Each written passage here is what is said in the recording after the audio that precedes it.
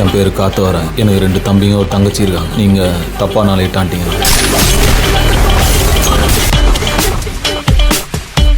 He is smarter than I thought. எங்க போயிடுவான் புரிஞ்சுக்கலாம். இந்த மாதிரி ஆளுங்களை தொடக்கூடாது. தொட்டா கன்ஃபார்மா முடிச்சிடணும்.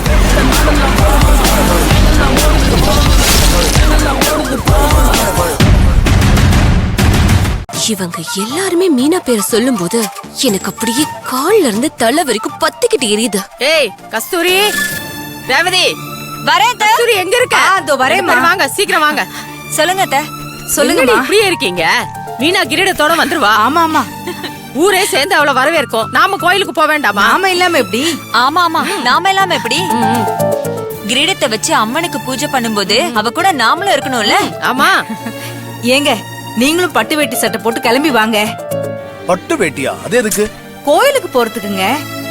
நம்ம பையனும் தானங்க கிரீடம் வாங்கிட்டு வர போயிருக்கான். அவன் கோயிலுக்கு வரும்போது ஊரே அவனை சாமின்னு பார்த்து கையெடுத்து கும்பிடும். அவனை பெத்தவங்க நாம பார்க்க வேணாமாங்க? ஏங்க நீங்களும் வாங்கங்க. எங்க? நாங்க இவ்வளவு நேரம் என்ன பேசிட்டு இருந்தோம்னு உங்களுக்கு கேக்கலையா? தெரியாத மாதிரி கேக்குறீங்க. கோவிலுக்கு தாங்க. கொஞ்சம் சீக்கிரம் ரெடியாகி வாங்கல.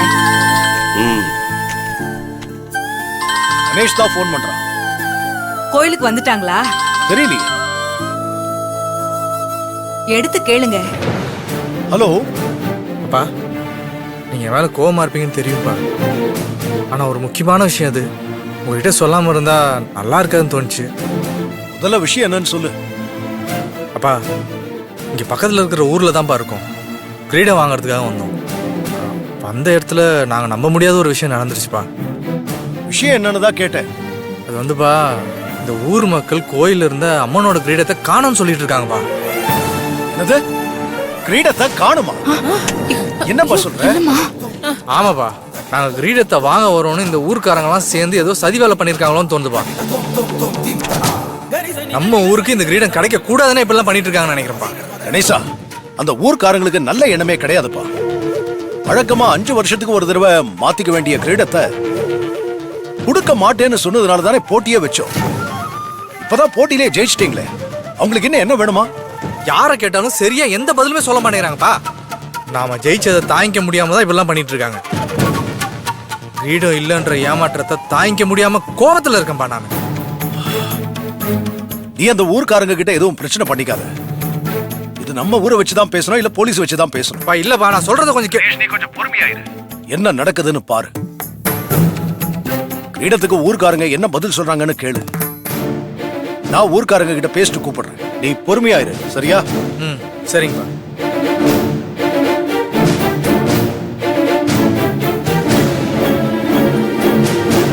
என்னங்க கிரீடத்தை காணோம் அது இதுங்கிறீங்க? ஆமாமா, பக்கத்து ஊர் கோவில்ல இருந்த கிரீடத்தை காணுமா? என்னையா சொல்ற? கோயில்ல இருக்கிற கிரீடம் எப்படியா காணாம போகும்? அதான் கணேஷும் கேக்குறான். எப்படி இவ்வளவு நாளா இருந்த கிரீடம் இப்ப காணாம போயிருக்கும்? சித்தே, காணாமல்லாம் போயிருக்காது.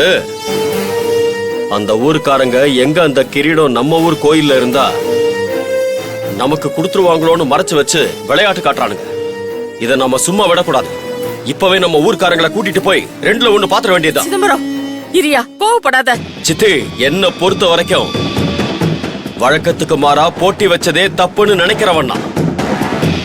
5 வருஷத்துக்கு ஒரு தடவை கிரீடம் நம்ம ஊருக்கும் அவங்க ஊருக்கும் மாத்தி கொடுக்கணும்னு ஒரு பேச்சு வழக்கத்துல இருக்கு. அதை எப்படி அவனுங்க மீறுவானுங்க?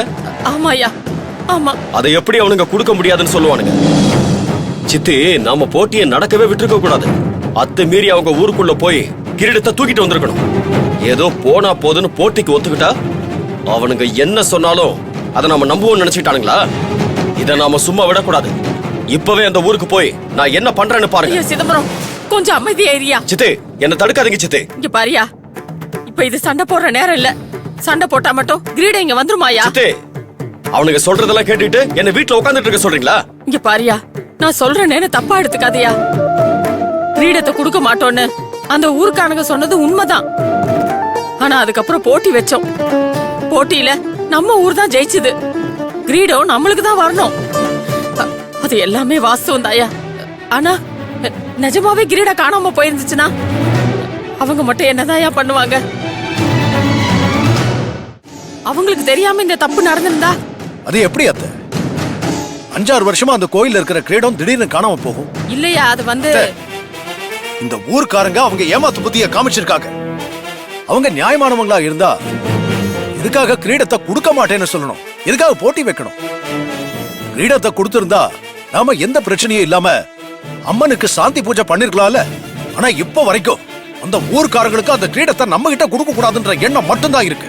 அந்த எண்ணம் இருக்கிறதுனாலதான் இப்ப கிரீடத்தை காணோம்னு போய் சொல்லி ஏமாத்திட்டு இருக்காங்க. அதனால நம்ம உடனே ஊர்க்காரங்களை கூட்டு போய் பேசி ஆகணும். ஐயா ஐயா இரியா, நீ ஐயா கோவப்படாம எப்படி அத்தை? கோவப்படாமையே இந்த விஷயத்தை சரி பண்ணலாம்யா. எப்படி அத்தை? கிரீடம் காணாம போனது எவ்வளவு பெரிய விஷயம்யா. அத போலீஸ் கிட்ட நம்ம சொல்லி ஆகணும். எல்லாத்தையும் போலீஸ்காரங்க கிட்ட சொல்லி அவங்கள விசாரிக்க சொல்லுவையா. அதை விட்டுட்டு நாம ஆளுங்களை கூட்டிட்டு போனா 2 ஊருக்கும் தேவையில்லாத வாய் சண்டையும் அனாவசியமான வாக்குவாதம் தான் வரும். ஏங்க, அம்மா சொல்றதாங்க எனக்கும் சரின்னு படுது. நீங்க போலீஸ் ஸ்டேஷனுக்கு ஃபோன் பண்ணி என்ன ஏதுன்னு விசாரிங்க. எனக்கும் அத்தை சொல்ற மாதிரியே போலீஸ்க்கு ஃபோன் பண்ணி விசாரிங்க. சரி, போலீஸ் கிட்டயே பேசுறேன்.